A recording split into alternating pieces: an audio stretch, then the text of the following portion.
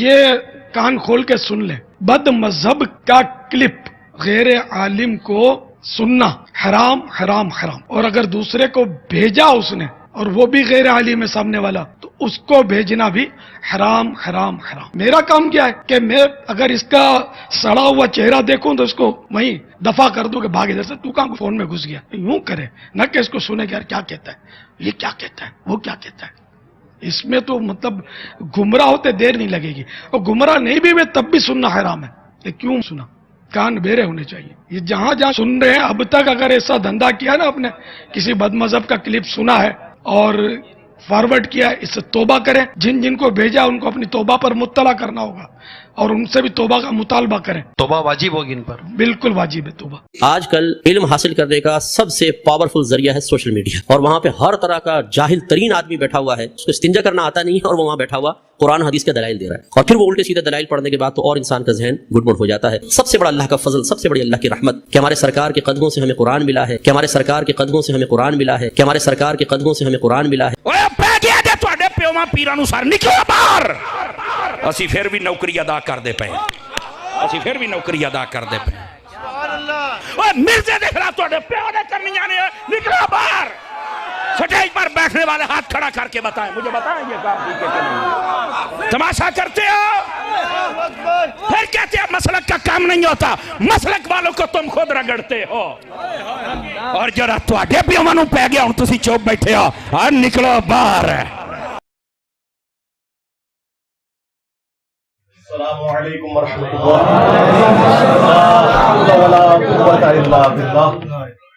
حسبنا اللہ ونعم الوکیل، یا حی یا قیوم برحمتک استغیث، لا الہ الا انت سبحانک انی کنت من الظالمین، ربنا آتنا من لدنک رحمہ وہیئ لنا من امرنا رشدا، اللہم ربنا آتنا فی الدنیا حسنہ وفي الآخرة حسنة وقنا عذاب النار، اللهم صل على محمد وعلى آل محمد وأصحاب محمد وأزواج محمد وأمة محمد أجمعين إلى يوم الدين آمين۔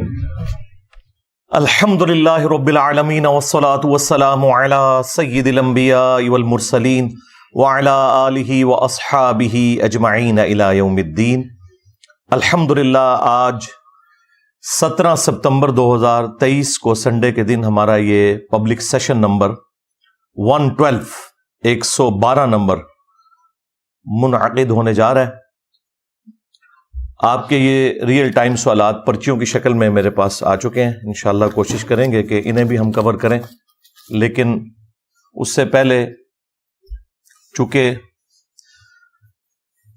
کل انشاءاللہ تعالی یکم ربیع الاول 1445 ہجری شروع ہو جائے گی انشاءاللہ، اور ماشاءاللہ تعالی ہمارا آج کا پبلک سیشن نمبر بھی 12 کی نسبت سے 112 نمبر ہے الحمدللہ۔ تو میں نے ارادہ کیا کہ اس ربیع الاول میں ایک خاص ٹاپک کو ضرور ایڈریس کیا جائے۔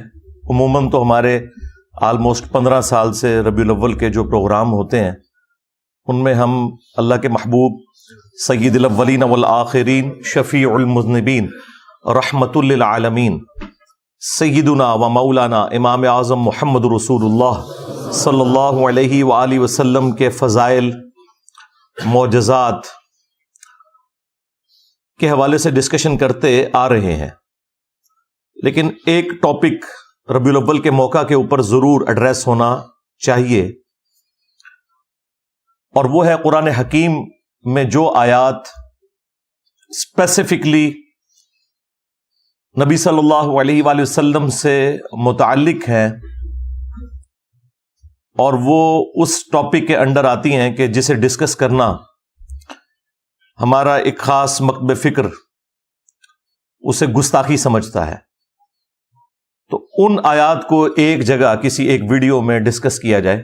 ویسے تو میں مختلف ویڈیوز میں ڈسکس کرتا رہتا ہوں، لیکن ربیع الاول کے موقع کے اوپر اس طرح کی جو کریٹیکل آیات ہیں انہیں ایک جگہ جمع کر دیا جائے۔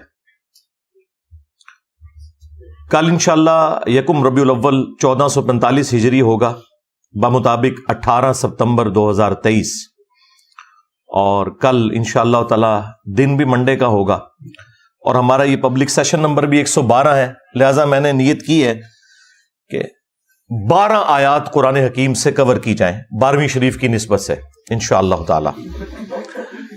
ویسے تو ڈبل 12 بھی ہو سکتی ہیں، یعنی 24، لیکن وہ پھر کم از کم 4 سے 5 گھنٹے اور لگ جائیں گے، اس لیے میں نے 12 آیات چنی ہیں کریٹیکل قرآن حکیم کی، انہی کو انشاءاللہ ڈسکس کروں گا۔ ڈبل 12 اگر کروں تو اس کے لیے پھر ٹائم زیادہ ریکوائرڈ ہے، پھر ایک موضوع اتنا پھیل جائے گا کہ وہ ایک جگہ میں جو بات ہونی چاہیے تھی وہ توجہ ڈائیورٹ ہو جاتی ہے۔ یہ ڈبل 12 میں اس لیے استعمال کر رہا ہوں کہ ہمارا وہی مکتب فکر بریلوی 24 نمبر وہابی کو کہتا ہے۔ وہ کہتے ہیں جی حروف ابجد جس طرح بسم اللہ کے 786 ہیں، محمد کے 92 ہیں، اللہ کے 66 ہیں، اس طرح وہابی کے جو حروف ابجد ہیں وہ 24 ہیں۔ اس لیے آپ دیکھیں جو باپا جانی ہے نا الیاس قادری صاحب، وہ کبھی نہیں بولیں گے کہ 24 گھنٹے کی زندگی سنت کے مطابق گزاریں، وہ ہمیشہ کہتے ہیں ڈبل 12 گھنٹوں کی زندگی۔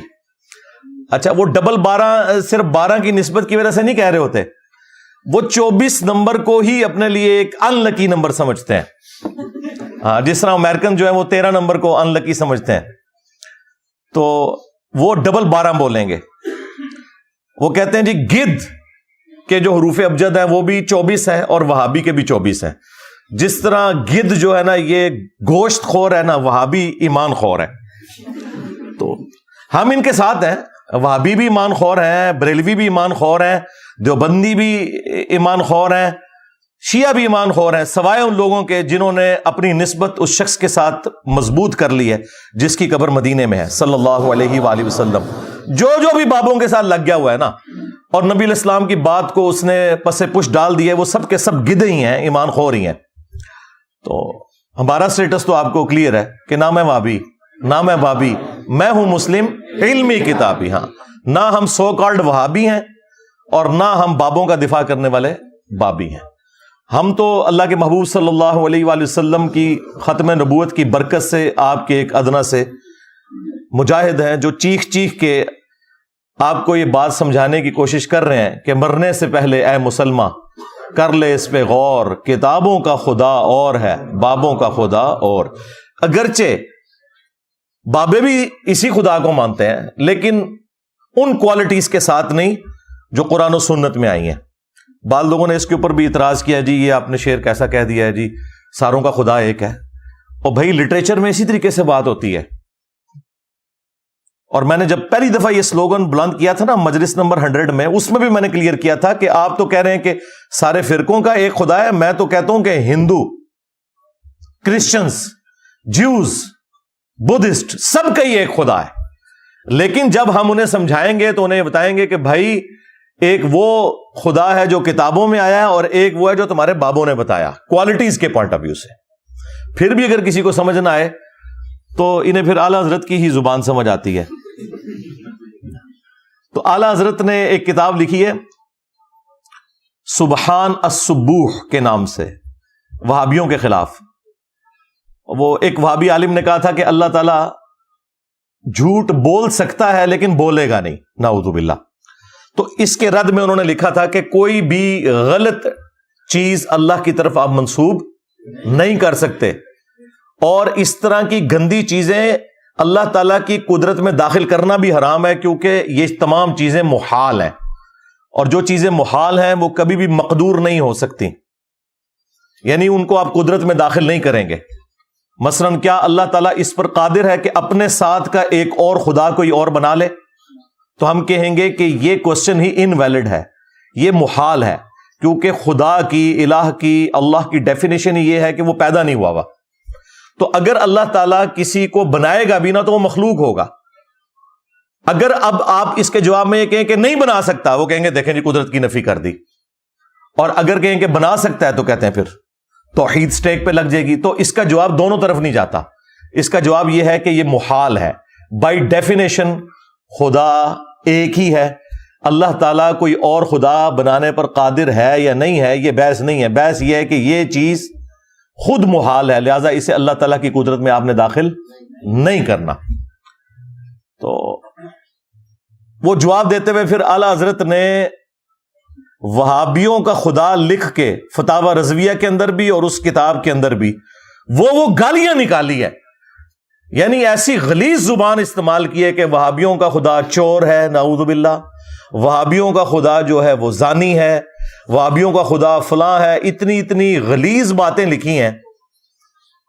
اب ان سے پوچھو کہ مجھے تو تم کہتے ہو کہ بابوں کا خدا اور کتابوں کا خدا، اور میں تو ایکسپلینیشن بھی دے رہا ہوں، تمہارا اعلی حضرت تو گالیاں نکال کے گیا ہے اور اس نے لفظ استعمال کیا وہابیوں کا خدا، اور وہ گالیاں دی. ہم نے تو کبھی گالی نہیں دی، اور ہم لٹریچر کی زبان میں اسے ایکسپلین بھی کر رہے ہیں. تو اب کس چیز کا رونا روئیں ہم. یہ 2-4 دن پہلے وہ باپا جانی کا ایک کلپ وہ دوبارہ سے میری نظروں سے گزرا، کسی نے اپلوڈ کیا ہوا تھا، تو اس سے مجھے کلک ہوا. میں نے کہا چلیں اس اتوار کو میں اس ٹاپک کو بھی ایڈریس کرتا ہوں. اس میں وہ یہ کہہ رہے تھے کہ بد مذہب جو ہے نا، بد مذہب یعنی بد مذہب سے مراد ہے ادر دین بریلوی، اس کا کلپ سننا حرام اور سخت حرام ہے. یہ کان کھول کے سن لیں، بد مذہب کا کلپ غیر عالم کو سننا حرام حرام حرام، اور اگر دوسرے کو بھیجا اس نے اور وہ بھی غیر عالم ہے سامنے والا، تو اس کو بھیجنا بھی حرام حرام حرام. میرا کام کیا ہے کہ میں اگر اس کا سڑا ہوا چہرہ دیکھوں تو اس کو وہیں دفع کر دوں کہ بھاگ ادھر سے، تو کہاں فون میں گھس گیا. یوں کرے نہ کہ اس کو سنے کہ یار کیا کہتا ہے، یہ کیا کہتا ہے، وہ کیا کہتا ہے. اس میں تو مطلب گمراہ ہوتے دیر نہیں لگے گی، اور گمراہ نہیں بھی ہوئے تب بھی سننا حرام ہے. یہ کیوں سنا؟ کان بیرے ہونے چاہیے. یہ جہاں سن رہے ہیں اب تک اگر ایسا دھندا کیا نا، آپ نے کسی بد مذہب کا کلپ سنا ہے اور فارورڈ کیا ہے، اس سے توبہ کریں. جن کو بھیجا ان کو اپنی توبہ پر مطلع کرنا ہوگا اور ان سے بھی توبہ کا مطالبہ کریں. توبہ واجب ہوگی ان پر، بالکل واجب ہے توبہ. اور پھر اس پہ انہوں نے اکتفا نہیں کیا، وہ کہتے ہیں کہ اگر میرے موبائل میں اس قسم کا کوئی کلپ آ جائے تو یہ میرا کام ہے کہ میں اگر اس کا سڑا ہوا چہرہ دیکھوں. کس کا سڑا ہوا چہرہ؟ یعنی اپنے سوا تمام مولویوں کو وہ سڑا ہوا چہرہ. ٹھیک ہے، یہ میٹھے میٹھے اسلامی بھائی ہیں جو اتنے کڑوے کڑوے ہیں، تو میں فوراً اسے وہیں پہ ڈیلیٹ کر دوں. اور انہوں نے کہا آج تک جنہوں نے آگے یہ کلپ فارورڈ کیے نا دوسرے فرقوں کے علماء کے، تو وہ توبہ کریں گے اس کے اوپر. اب یہ ہے معیار ان لوگوں کا. تو بھائی یہ آپ کی گمراہی کے لیے، آپ کی علمی کمزوری کے لیے کافی ہے کہ آپ کسی دوسرے کی بات سننے کے لیے تیار نہیں ہے. ہم نے تو کبھی نہیں کہا کہ آپ نے دوسرے کی بات نہیں سننی، بلکہ ہم تو خوش ہوتے ہیں جب دوسرا کوئی مصباحی صاحب جیسا کوئی کلپ بنا دیتا ہے تو ہم پبلک کو بتاتے ہیں کہ بھائی یہ ان لوگوں کا علمی لیول ہے. تو جو باپا جانی ہیں، ہمارے ایکس مرشد بھی ہیں، مولانا الیاس قادری صاحب حفظہ اللہ تعالی، وہ ان کا وہ کلپ مجھے کلک کر گیا، ان کا کلپ مجھے کلک کر گیا کہ میں اس کو ٹاپک بنا کے آپ کے سامنے رکھوں کہ انہوں نے جو معیار سیٹ کیا ہے گستاخی کا، ان کے روح سے تو قرآن حکیم میں پھر سینکڑوں آیات گستاخی کے اوپر ہی مبنی ہے، نعوذ باللہ من ذالک. حالانکہ وہ آیات اس لیے نازل نہیں ہوئی ہیں کہ ان کو بنیاد بنا کر کوئی شخص گستاخی کرے. بیسیکلی یہ تمام آیات جن میں اللہ تعالیٰ نے اپنے پیغمبر کے ساتھ صلی اللہ علیہ وآلہ وسلم سخت انداز میں گفتگو کی ہے، یہ آیات یہ جسٹیفائی کرتی ہیں کہ یہ کتاب نبی صلی اللہ علیہ وآلہ وسلم نے خود نہیں لکھی، ورنہ جس لہجے میں وہ گفتگو ہے، کوئی شخص اگر اس کتاب کا رائٹر خود ہے تو وہ اپنے بارے میں اس طرح کی بات نہیں لکھ سکتا. یہ سب سے بڑا جو ثبوت ہے چند ثبوتوں میں سے کہ یہ قرآن محمد صلی اللہ علیہ وآلہ وسلم نے نہیں لکھا بلکہ اللہ نے ان کے اوپر نازل کیا. اس ثبوت میں یہ آیات بہت امپورٹنٹ ہے جو ہم کافروں کو بھی پیش کرتے ہیں کہ دیکھو کوئی شخص عام بندہ بھی کتاب لکھے تو وہ اس طرح کی لینگویج اپنے بارے میں استعمال نہیں کرتا. یہ اس بات کا ثبوت ہے کہ یہ پیغمبر صلی اللہ علیہ وآلہ وسلم نے کتاب خود نہیں لکھی اور نہ ان کا اس کتاب کے حوالے سے کوئی اختیار تھا. یہ اللہ تعالیٰ نے جو کچھ انہیں وہی فرمایا وہ انہوں نے من و عن اسی طریقے سے آگے پہنچا دیا. یہ آیات اس حوالے سے ہمیں